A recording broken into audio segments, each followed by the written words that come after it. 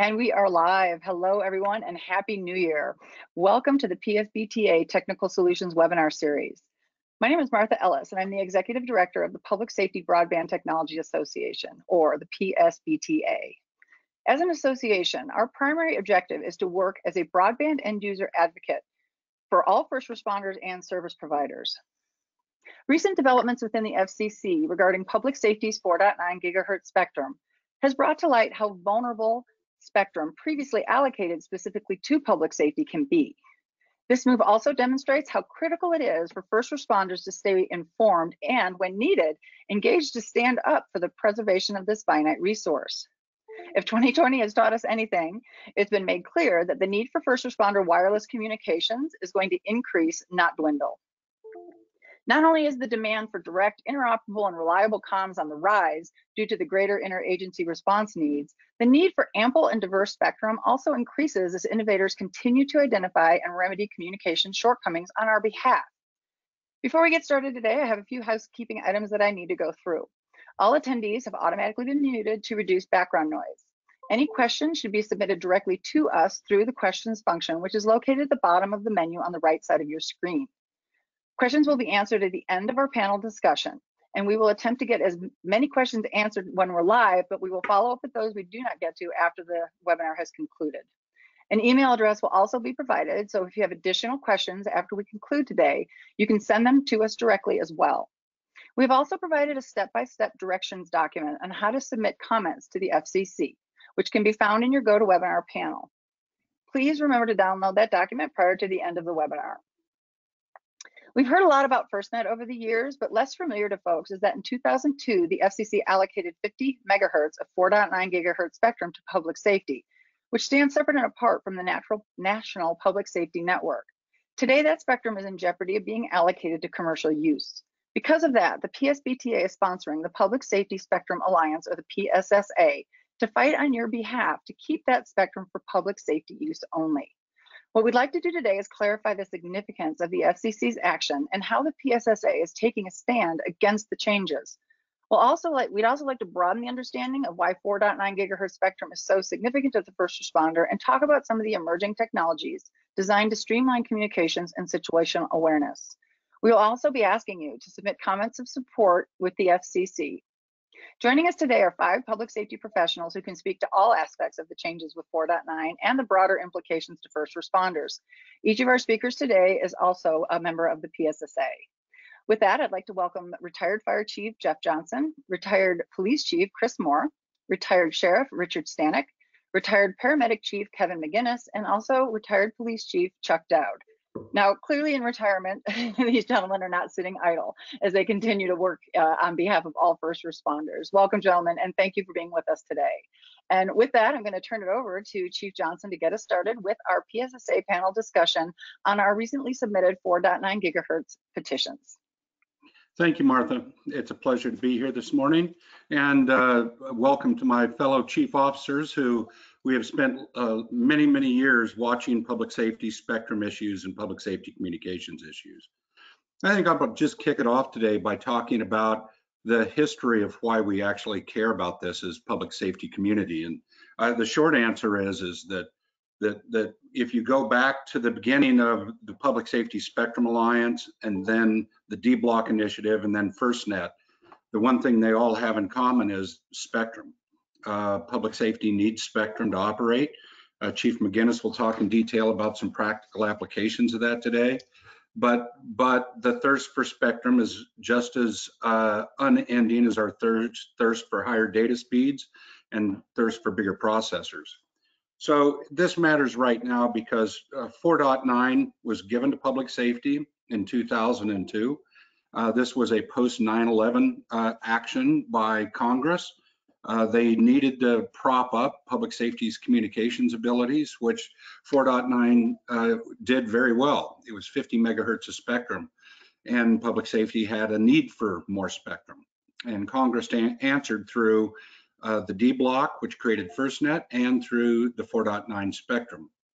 Now, there's been some criticism leveled at public safety that we haven't used 4.9 effectively. There's a little truth to that probably, in that 4.9 has really only become relevant beyond a point-to-point communications tool. It's only become relevant in public safety as we have a need for 5G spectrum. And that's a lot of our interest. Now, if you look back in history, maybe someone could have criticized us around 1960 for not using it, because in World War II, it was the V-band used for radar. And since then, it just hasn't had a daily practical use. So the reason for that is we're just now approaching the period where we need 4.9 for 5G, and mid-band spectrum is going to be critical to public safety. We asked the FCC to not give our spectrum to commercial uses. And on a 3-2 vote on September 30th, the FCC voted to take our spectrum and award that to the states. And I think one of our big objections to this is we're going backwards. FirstNet just proved that you can do a nationwide interoperable network with open standards and end the kind of problems we've had with interoperability during our collective careers. And here we go again. You give it back to the states with no rules, no standards. And then when we have an event where you have 25 states helping the West fight wildfires, we're back to, well, now I'm entering Montana. I wonder how they do it. And now I'm entering Idaho. I wonder what the standards are here. It's absolutely impractical. And we're not oblivious to the fact that industry wants this and that there's people that have figured out how to make a buck on it.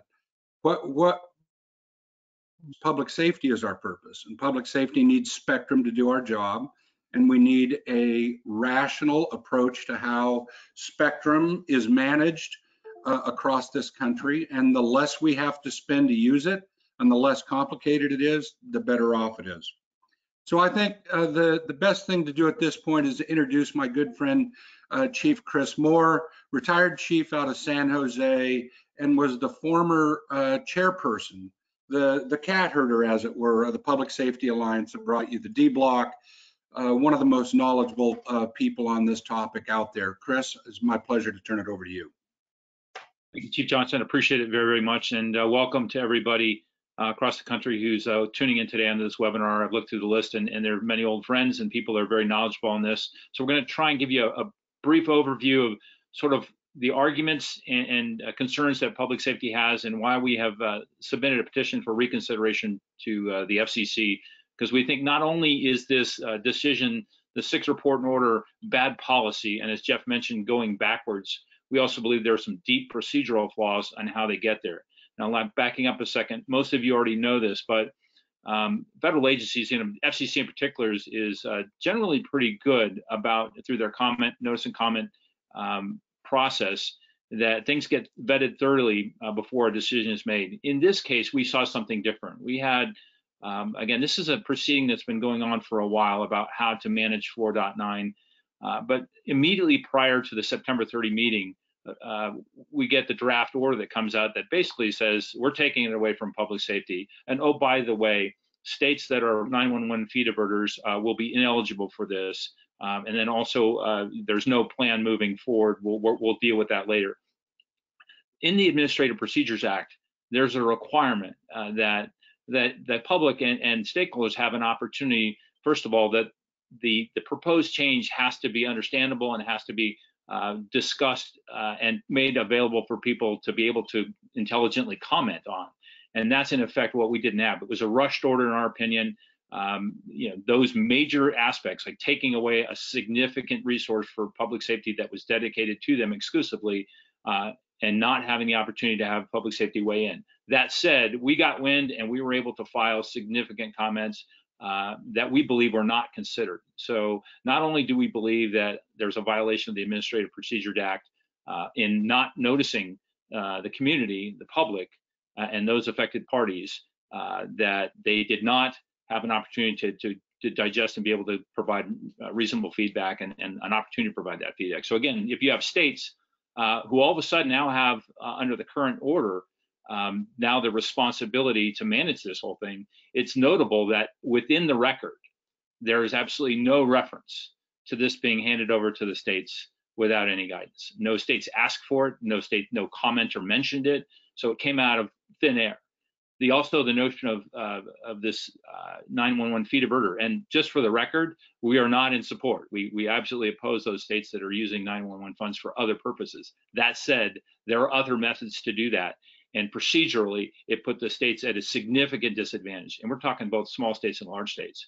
You just can't do that. I think those are all prima facie cases for overturning this generally. So that said, I think the path moving forward, post September 30, when the order was first noticed, it got placed into the federal record. They waited until November 30th to put it in the federal record. That gave us 30 days to all parties to go ahead and file petitions and comments. We along the PSSA, along with APCO, and along with NIPSTIC, all filed petitions for reconsideration to give the FCC the opportunity to rehear and recognize that this process was flawed. It was fatally flawed, and it needs to be basically rescinded and then basically worked back with the public safety organizations through the Public Safety Homeland Security Bureau, as well as the Wireless Bureau, to make sure all these issues are considered. And I think that's going to be the path forward. We're in a position where we have a new leadership, or will have new leadership at the FCC. We didn't know on September 30 what the outcome of the election was going to be, but now we do. And we know that Chairman Pai, who is really rushing this through, is now gone. He left yesterday, and we have a vacancy as the chair. We anticipate today or very shortly that the White House will announce an acting FCC acting chair. And we believe, we hope that that person will be receptive to us. We believe that they may. At that point, we also have still a 2-2, since there hasn't been a replacement for Chairman Pai in the position. We have a 2-2 split at the commission, and that gives us, it could cause us some difficulty, because right now we're at a deficit. The order's been issued. We are on the defensive. We are now trying to get them to act affirmatively to reconsider this. That may be difficult with a 2-2 commission, but we're moving forward as if that replacement, that acting chair will come on board, act on our petition, or choose not to implement the order, or furthering of the seventh further notice proposed rulemaking. That seventh notice basically is trying to flesh out what is not in the sixth report and order. So the idea is, procedurally, it would be difficult for them to move, the states to move forward, or anybody to move forward, if in fact those further rules in the seventh notice don't move forward. So this is sort of a wait and see moment, but all of our petitions are waiting to be acted upon or not, and we'll be prepared to defend public safety's position as best we can. But again, we do believe, just to reiterate, that the decision making was flawed under the Administrative Procedures Act. We think that it could be overturned in court if necessary, but we believe, based on the comments of the two dissenting commissioners, Commissioner Rosenworcel and Commissioner Starks, both of them pointed out these deficiencies when they voted against the measure, the report and order. And in particular, well, both of them were very, very eloquent in their remarks, saying this is a bad policy decision. Number one, it was rushed. And then in Commissioner Stark's case, he mentioned specifically the APA violations that I just referenced here. So all of those things lead us to believe that we have a solid, at least a reasonable case to object, not only on the policy piece and how it was proceeded, how they proceeded to get there, because we think it's almost the worst of all worlds, in fact, to turn over the states willy-nilly and let them go 49, 50 different directions, but also on the failure of the commission to allow for adequate time for notice and comment for everybody to be able to say, hey, this is why it's not a good idea. So with that, that's sort of the state of play. It's to be determined here shortly. We're waiting for action on behalf of the FCC to see where we go with the petition. And then from there, we'll determine where to go from there. We hope that we'll have a good outcome. So at this point, what I'd like to do is turn this over to our next speaker, and that would be Sheriff Rich Stanek. And for those who know, Rich has a long history in spectrum issues and in leadership roles at the Major County Sheriffs Association. So with that, I'll turn it over to Rich. Rich. Yeah, thank you, Chris. Well, it's a pleasure to be here. Good morning from the great state of Minnesota. After serving 36 years in law enforcement, the former sheriff of Hennepin County in Minnesota, I had a chance to serve as Commissioner of Public Safety for Minnesota and a state legislator there. I'm happy to be here this morning, working with my public safety colleagues and helping you better understand why this is an issue for public safety across the board. You've got a tough job to do, all of you, in public safety. Nothing's easy about what happens during these challenging times. Through the Public Safety Spectrum Alliance, I think, though, that they've done a really good job of being the nation's leading public safety leaders in pulling people together to help them understand issues like this. The 4.9 spectrum is not easy to understand on one hand. On the other hand, it's pretty easy to understand and understand what that effect is to the public safety agencies.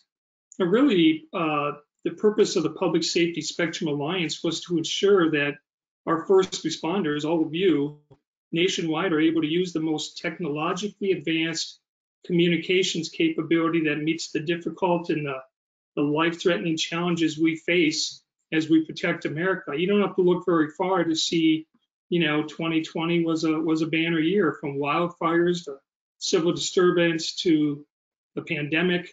Even early on here in 2021 with the civil unrest at our nation's capital and others, we need seamless public safety communications. It was mentioned that back in 2002, largely in response to the September 11th attacks, the Federal Communications Commission, or the FCC as we call it, allocated 50 megahertz of nationwide spectrum in the 4.9 band exclusively to public safety for fixed and mobile services. And non-traditional public safety entities and the federal government entered into sharing arrangements with traditional public safety entities to use this 4.9 band regarding homeland security and protection of life and property. Public safety, of course, is the license holder. Chiefs, sheriffs, EMS providers, emergency managers across the country. And since the successful deployment of FirstNet starting in 2018, the use of the broadband spectrum has grown within public safety as our first responders discover the reliability and the capacity of the network itself. Of course, the FCC, as Chris just pointed out, controls what happens with the 4.9 band of spectrum. Unfortunately, they voted against public safety just a month or so ago, and we are petitioning to overturn that decision. Even though the FCC stated that their goal was to ensure that public safety continues to have priority in the band, the fact of the matter is it's not looking to open up the band to additional uses while trying to safeguard our public safety users from some of those harmful interferences. And while this goal appears to be reasonable, there is significant risk that this spectrum would be shared and diluted with usage and that is incompatible with other public safety uses by our individual states. As a sheriff, as a police officer, as a public safety professional, and we know what the value is of public safety spectrum. Once it's gone, it's gone. And we have an opportunity here to overturn the FCC's decision, ask them to do the right thing, put it back with public safety, and continue to support public safety moving forward. With that, I'll turn it over to Chief Kevin McGinnis. Kevin has been around a long time. He's a foremost expert in public safety broadband. Kevin, welcome. Thanks, Rich. Appreciate that. I'm glad to be with you here with you all today. It's interesting. Chief Johnson mentioned the irony of the reasoning behind part of the reasoning behind the FCC's trying to pull 4.9 away from public safety being a lack of use of the spectrum. And as he said, to some degree, that's true. When you look at emergency medical services, we're probably as guilty as anyone. But the fact of the matter is the first 40 years of modern EMS technology and growth from the early 70s on, we had a pretty simple job. We'd go out, encounter a patient, treat them, and bring them to the hospital. End of story. Our communications entailed primarily just letting the hospital know that we were coming in and what.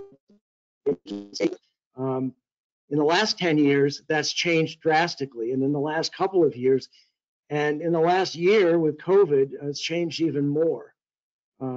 Yes, we still, our core of our business is still emergency response, and our ability to deal with patients who have been traumatized in a car crash, who have a time-dependent emergency, such as stroke or heart attack, are still the things that we value being able to respond well and quickly to. And those technologies have changed radically in the last couple of years or few years, where we use things like portable ultrasound in the field, or CT technology, or other imaging technology and lab technologies, particularly in rural areas where we're a long way from a hospital, to determine what hospital a patient needs to go to, or whether the patient needs to go to a hospital. It's awfully nice to be able to confirm that a patient in a car crash who looks pretty bad really doesn't need to go to the trauma center, thanks to using imaging devices and conferring with a doctor perhaps 90 or 100 miles away to rule out conditions that might require calling the $30,000 helicopter and allowing us to take that patient to the local hospital instead. And the other things that we can do that are life-saving with consulting physicians or others at a distance have been made much easier. Our ability to communicate with them now allows us to send in one very brief packet of information, voice message, data message like EKGs and vital signs and whatnot, video of the patient, and it can all go very quickly to the doctor. It makes our communications much more efficient and our ability to treat patients much better, make good clinical decisions. But you know, it's also in the non-emergency world that EMS has been thrown into more and more. Frankly, 60% or so of our calls are not life-threatening emergencies. In fact, they're not emergencies at all and may not even need to go to a hospital. And so it's ironic that everything motivates us to take these patients to the most expensive place to treat patients that you can possibly take them to. Well, that's coming to an end, and EMS is becoming more of a treater and more of a treater patients in the field and leaving them in the field. More of somebody who comes and visits you in your home for your chronic disease. Community paramedics are now in every state doing exactly those kinds of preventive types of care. Along with that, they're not out there doing that in isolation. They're using more and more telehealth, telemedicine capabilities to listen to a patient's chest at a distance, to be able to consult with a physician's assistant or a doctor for things that, as paramedics, we haven't been prepared to necessarily diagnose, that involve a chronic condition, not an emergency condition. All of those types of communications are in the mid and broadband ranges that we are increasingly beginning to use. And all of the incentives that we have for not taking patients to the emergency department, but treating them in the field are now coming into play. So our need for these kinds of communications, 5G communications, other communications at 4.9 will serve us, are really just coming to the fore. And we really need to hold on to that capability. With that, I'm going to turn it over to Chief Chuck Dowd of the NYPD, ran the 911 system for them for a long, long time, a colleague of mine on the FirstNet board. Chief Dowd. Thank you, Kevin. And good morning to everybody outside of the Eastern Seaboard, and good afternoon to those folks.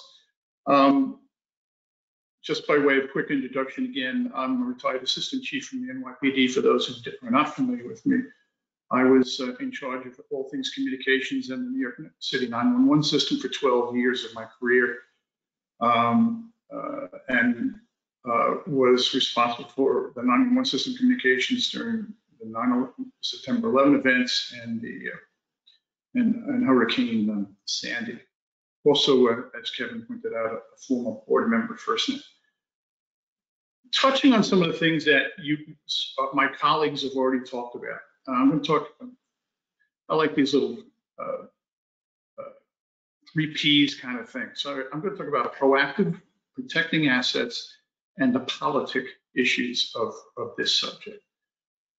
One of the things to me, in my opinion, that proves that public safety is in the right on this issue is proven by the actions of the FCC in their attempt to take it away. Why do I say that? Because there's a shortage of spectrum out there. There's always a need for more spectrum and more and better wireless communications capabilities. The fact that they're trying to take it away proves that we should be able to keep what is ours. The history of public safety is replete with evidence of the need for more and more spectrum to be able to build newer and better communications capabilities and information sharing capabilities. Their actions prove that we're right. When you look, and I can't believe that this year we'll hit the 20th anniversary of the 9/11 attacks. And you look back to what motivated, as Sheriff Stanek pointed out, you look back to what motivated the FCC to place this spectrum in public safety's hands. And it's interesting that entities like the FCC at times can become forgetful about these needs. We cannot become complacent about this. We have to stay proactive. We have to define our needs. We have to stick to our needs. We can't be complacent. Mission critical capabilities in communications are the bulwark of how we do our job. You just heard Kevin talk about a whole list of reasons why this is critical. The ability to communicate is critical to the emerging medical profession. It's the same in law enforcement and the same in firefighting operations. Our missions have changed dramatically over the last 20 years in that we rely heavily on data to effectively do our jobs. We cannot allow this spectrum to be taken from us. It's wrong.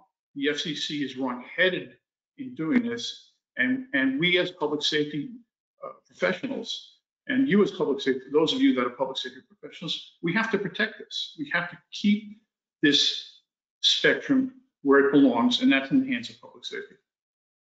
Takes me to my second P, the protection of assets. You cannot build a house without land. You cannot build a communications capability, a wireless communication capability, without radio spectrum. It's the land that you build your house on. So the need for this is, again, as critical now as it's been ever in the history of public safety, and probably even more critical now. You look at what happened in the 1990s when the FCC issued orders to in effect, narrowband public safety. In other words, for us to get twice as many radio frequencies out of our existing spectrum that was licensed to us. Shows and proves the fact that the history of this and the need for spectrum just becomes more and more critical to public safety, and quite frankly, to anybody that wants to build a communications network. Third, I'm going to talk about, when I say not political, politic, the politic effect of this. We need to be judicious in what we ask for, but we also have to be determined.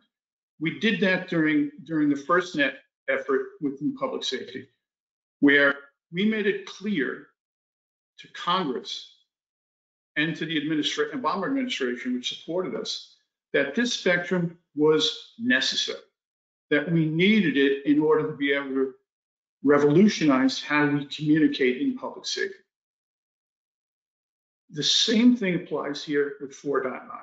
This spectrum, while maybe not used as efficiently by public safety as it could be right now, and that's been acknowledged a couple of times already in this conversation, but if you look, and again, look at the history of this, and look at how much use it's already getting, and it is getting a lot of use. It gets use in Los Angeles by public safety, it gets use in New York City, it gets use in a lot of other major cities in the country. The need of it will always be there. And the fact that the FCC is doing this now at a time of transition, I think speaks to the flawed logic that Chris Moore spoke about, and the fact that this spectrum needs to remain in our hands. I'm going to end it there so that we can try to open this up to Q&A, because I think we all think that's important. But just keep this in mind. Public safety, that spectrum belongs to us, public safety. We need to protect it and keep it safe Because if we don't, these types of events will occur again. And then we'll be reactive instead of proactive. And we don't want to be in that position. So with that, I'm going to turn it back over to my good friend, Chief Jeff Johnson. Jeff? Yeah, thanks, Chief. Well, listen, that was much appreciated and tremendous insight by the team. And I just want to thank each of you. If you look beside everyone's name on this panel, they are people that are retired. They are not needing something to do. We would all just as soon be on the golf course, but we're not done serving public safety yet. And we have unique knowledge and insights from our history of telecommunications and communications and spectrum issues. And I guess at the end of the day, we just refuse to see bad things happen to public safety. So we're going to continue to advocate for it. Martha, I'll turn it back to you in case you have any questions, and we'll proceed from there. Great, thank you. And again, I too appreciate your dedication, all of you. You know, the historical perspective that's represented on this webinar is unprecedented when it comes to all aspects of use and preservation of broadband for first responders. So thank you, I deeply appreciate that. So Chief Johnson, I want to start with you. So why now? It just seems like, you know, this has been there since 2002, and I know that Chief Dowd touched on, you know, the fact that spectrum is becoming more and more precious, but do you have any insights into how this all of a sudden became such an important topic and something that required the battle cry? Well, you know, these things have to do, Martha, I think a lot with timing and finding alignment with whatever your mission is. And I think the people that wanted to take public safety spectrum and make money on it, I think they found a receptive audience at that moment in time. So, you know, all of us that have political agendas, even though ours is driven by the needs of our community and public safety needs, which is an altruistic cause, all of us wait for the right time to do what we're going to do. So I think in large part, this was driven by people that had a vision on how to make money with public safety spectrum, and they found a friendly audience in the group that essentially would decide on that.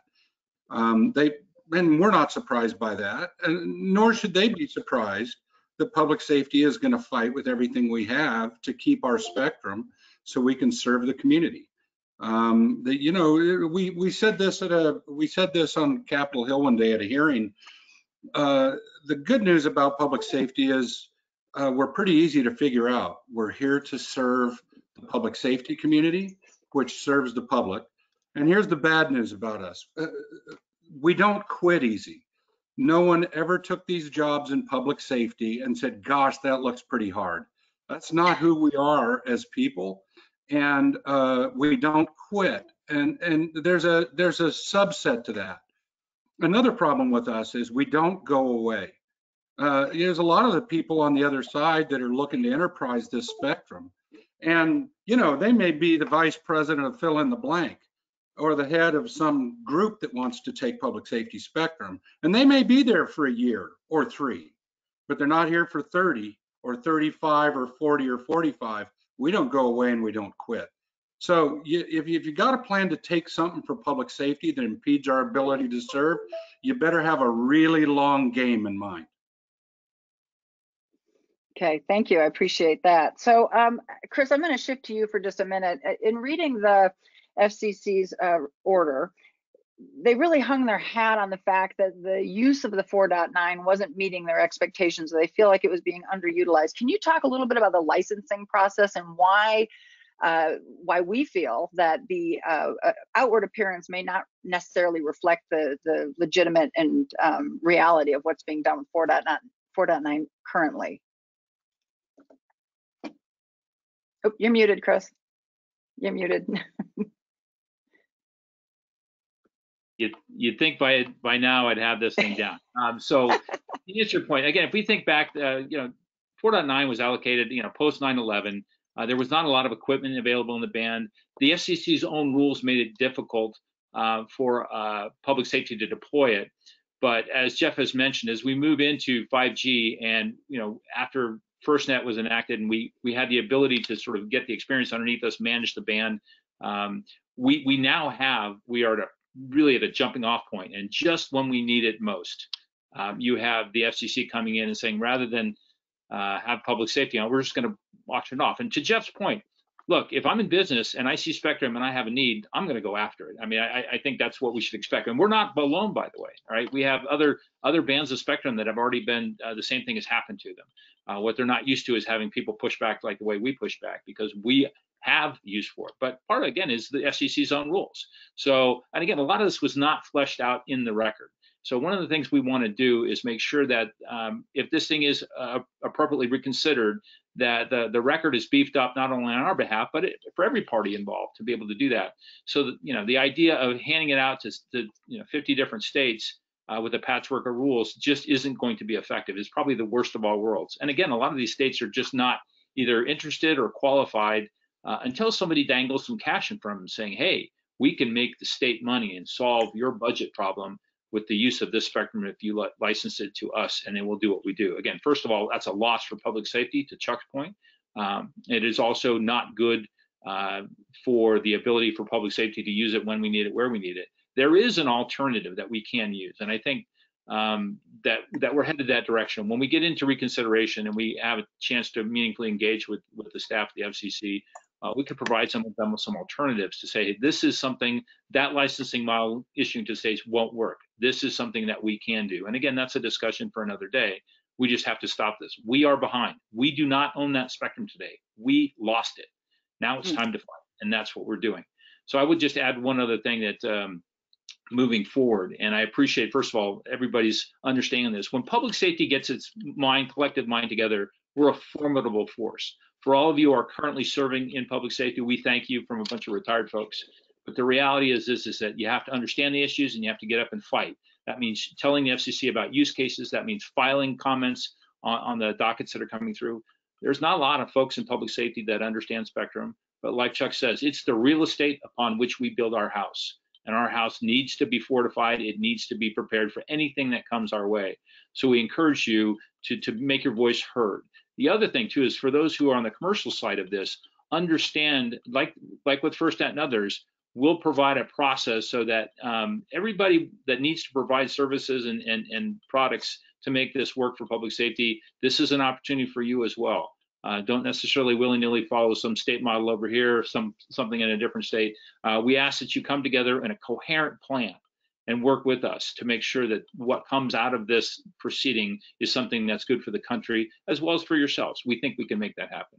I don't know if that answered particularly your question, Martha, but that's my thought. Well, you answered a lot of questions that weren't even asked, but I appreciate that. I think one of the most salient points of what you said, though, is we have to kind of hit the reset button, which is what we're asking them to do, and provide a more reliable framework, right? So that vendors and users can all know which direction they need to go, where they need to invest their money, and how they need to build this the hardware and so forth to really leverage this network to its greatest extent. Is that fair to say?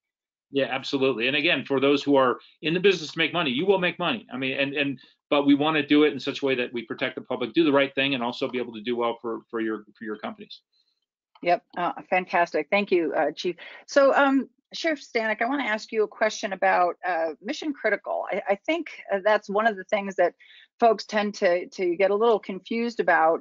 Are you familiar with any considerations that FCC has really sunk their teeth into help maintain mission critical capabilities across this 4.9 with their currently proposed framework? Honestly, Martha and others, it is a mystery to me. I mean, I listened to the meetings. I looked at the minutes from the previous meetings. I looked at some of the comments filed by other associations and individuals. It is a mystery to me about how they came to this decision. The only thing I know for sure, besides not knowing what's driving the rush by the FCC to take back this 4.9 spectrum and really ignoring the promises that have been made to public safety. But I do know that wireless technology, as we've all said, is advancing quickly, and the unallocated radio spectrum is hard to come by. Once it's gone, it's gone. I would venture to say that public safety cannot afford to lose any of this spectrum, and through the Public Safety Spectrum Alliance, we're lucky. The hard work and advocacy by all of us here today on this webinar, as well as the folks listening in, means that we ask the FCC to slow down, to reconsider the vote against public safety that they took. As we look at the challenges and we face the concerns, we want them to take seriously in thoughtful consideration of the actions that they took and the arguments and use cases that we have laid out. In addition, I challenge all of you on the webinar today. Look, we're all guardians of this public safety spectrum. I urge you to get involved, write to the FCC, join the Public Safety Spectrum Alliance, make your voices individually, collectively through your associations heard. With that, I would say thanks for your time this afternoon and stay safe. Thanks, Rich. Kevin, you spoke about the telemedicine in addition to the emergency response medicine, but I want to focus on the EMS side of this. One of the frameworks that I'm sure most of the people on the webinar are familiar with is the relationship between that medical control and those folks that clearly have a lower level of medical training than an MD are out in the field. So talk a little bit about that, a little bit more about that criticality of that relationship and the connectivity necessity for some of these really long transports, for instance. How would 4.9 function into that a little bit more detail? Sure. I think that particularly in rural areas, EMS is challenged more so than in urban areas where call volume is very heavy, where paramedics have a lot of call experience every day and are basically kings and queens of the first 30 minutes of a medical emergency that they can manage. In a rural area, not everybody is the highest trained paramedic. Some folks are EMTs or intermediate EMTs. Some have 10 calls a year, some have 100 calls a year. But regardless, whether they're the most experienced or the least, there are many occasions when a complicated patient presents themselves, and sorting out the issues and making a determination not only of what's needed immediately, but where they should transfer that patient to and how they should transfer them. Do you take that expensive air medical ride, or can you take a long ambulance ride? Are all questions that need to be worked out in a collegial fashion. And it's not just doctors telling an EMT what to do, it's two partners working. And I mentioned one other area, community paramedicine. More and more paramedics and EMTs are doing primary care in the field, and particularly in rural areas. Again, we're not trained to do primary care. And so being able to consult with a PA or a physician in a rural health clinic is going to be very important for us. And in order to do that effectively, we need to be able to hook patients up to fairly elaborate monitoring systems, or to do laboratories in the field and get readings and discuss those with a physician. All of that requires broadband, midband capabilities. You can't do that over our low band or other communications that we've used for dozens of years. So this is critical for us. Well, and I'm really glad you touched on that relationship and that teamwork, right? Because not only are you making these critical decisions in the field, all of that information that we're now able to feed into those emergency departments are going to facilitate treatment when we get there, correct? It can shave minutes, which can be life-saving, off of what that procedure looks like when they even get to the ED, correct? Absolutely. I mean, one example, as an example, is that if we have a patient with a suspected clogged artery, whether it's in their brain or in their heart, a heart attack or a stroke, there is care that we can provide in the field to roto-root those clogs in the field based on certain testing indications. That also generally requires a discussion with a doctor and transmitting fairly complex data to that doctor to interpret, and then we can pull the plug. So yeah, absolutely. Yeah, that's fantastic. I mean, we're really moving into an era where so much of that is just going to be streamlined with our capabilities, and the technology is evolving at a breakneck pace as well. Chief Dowd, I'm going to ask you one question about the proposal of pushing this out to the states. How do you see that functioning at the state lines? I mean, there are a lot of major metropolitan areas that sit on state lines. Without that continuity of a more national management system and having it state run, what do you see happening in those areas with the 4.9 use in this current proposed framework? What do I see it as, Martha? I see it as an absolute mess, right? So if you go back and look at the history of public safety communications, it was siloed, it was local. All first response was local. You can't do that anymore. That was the concept behind FirstNet, and that concept should follow through on any communications asset that public safety has today, including 4.9. You know, and I've said this before in talks that I've given over the last 20 years, if you had asked the FDNY or the NYPD on September 10th, 2001, would we need outside help? We would have kind of politely smiled at you and said, yeah, no, we got it. You know what I mean? We found out otherwise on the next day, September 11th, 2001. And so that changed our critical thinking on this and how communications operates. If you look at Hurricane Sandy and the help that had come into the metropolitan area, New York City area, New Jersey area, Connecticut area. If you look at Hurricane Katrina, we sent from the FDNY and the NYPD communications capabilities and resources down to the affected areas in Louisiana and otherwise. We can't think in silos anymore, and we can't communicate in silos anymore. It just doesn't work. It might have worked in the 1950s, in the 1960s, in the 1970s, and so on, but it doesn't work now. And so the notion, as you pointed out in your question, the notion that we're going to give 50 states,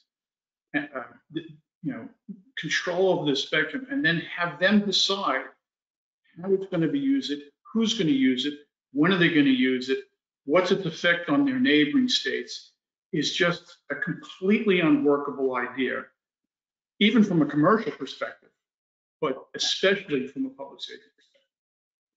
Yeah, we're kind of going back to the patchwork quilt concept, which clearly proved itself to be ineffective, and we don't want to relearn those lessons.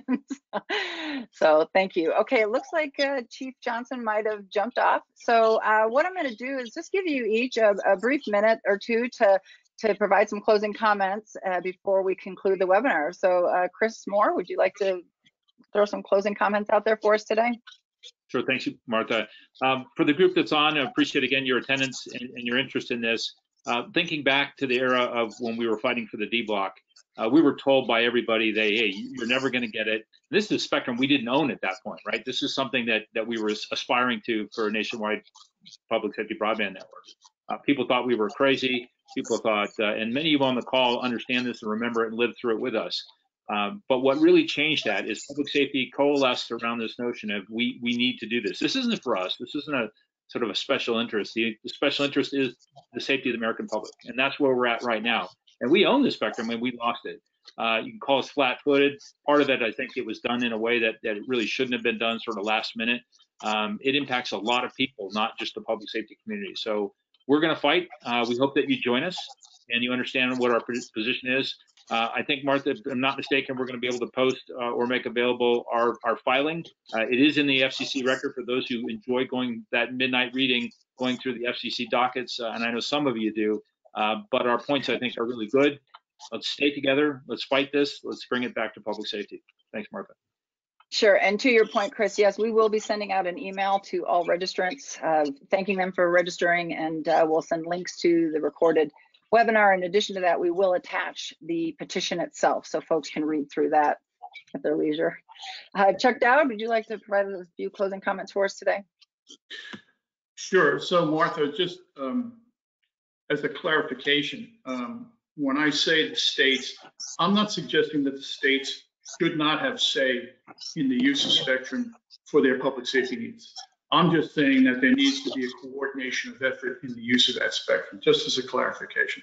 And then there's two asks that I want to put out there. The first ask is to our vendor partners that may be listening into our conversation today. We need you, our vendor partners. You have always been important to us. We need you to support us in this effort. This effort is critical to public safety, and the need for that spectrum is critical. That's number one. The second ask is to those members of public safety out there. Don't be complacent, please. Step in.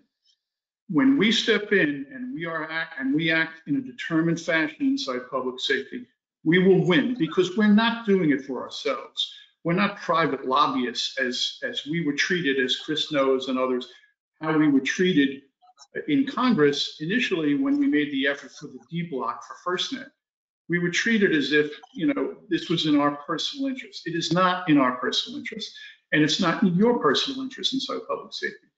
You need this resource to protect the public and save lives. That's ultimately what this is about. Thank you, and I appreciate that clarification. Rich? Yeah, thank you. Well, in closing, I would just say, it's been about 6 weeks since this decision was made by the FCC. And like all good things, there's due process. This is following the due process. I'm only aware of a couple other states that are even looking at or have put together some type of committee, et cetera, to take a look at what exactly does 4.9 mean in their state or in the broader spectrum. Probably a bad word, the broader spectrum of what's happening with relation to this. But that's going to tell you something as well. I just don't think it's on the radar screens, honestly, of many of these states. And so that's why I go back to saying, look, we could do a lot of different things. The folks on this webinar are obviously committed and have some knowledge of how to do this. But we are the guardians of this public safety spectrum, and we should take that very seriously. We're not going to let it go lightly.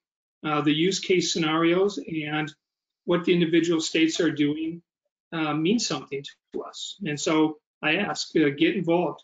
And Martha's going to send you out the link to the handout about how to file comments on the 4.9. Do so. I appreciate that. Thank you. Well, and I really liked your point about the fact that the states didn't really ask for this encumbrance, and so there's a lot involved in that as well, and of course that more universal management will allow for much greater continuity in all aspects of deploying this, and frankly making it a more robust and more highly used and leveraged network. So going forward, again, Chief McGinnis, I'm going to leave you with the last closing comment before I close up the webinar. Good deal, thank you. Following on that same point, those colleagues out there who have followed, participated in the foibles and stutter step progress of the P25 land mobile radio interoperability standards development sort of process, have to, over the years, have got to be able to appreciate firsthand what we're opening ourselves up for if 4.9 goes to 50 different rulers of the realm. Don't let that happen. Follow Rich Stanek's call to action here and get on the wagon. Yeah, you really won't realize how important it is, and to the point that a lot of first responders are not they don't pay much attention sometimes to what's going on in this realm, and you just won't know how badly you need it until it's gone. And so we don't want to get in that position. So I appreciate everybody's input today. Great discussion, great perspective and insights, gentlemen. I truly do appreciate your time. And we realize that first responders have a lot on their minds and plenty to prepare for. So worrying about the expanding needs of broadband spectrum really should not be a point of concern. And that's why the PSBTA and the PSSA are working so hard on your behalf. Truly hope that you enjoyed the webinar today and felt that it was time well spent. And of course, we deeply appreciate your participation.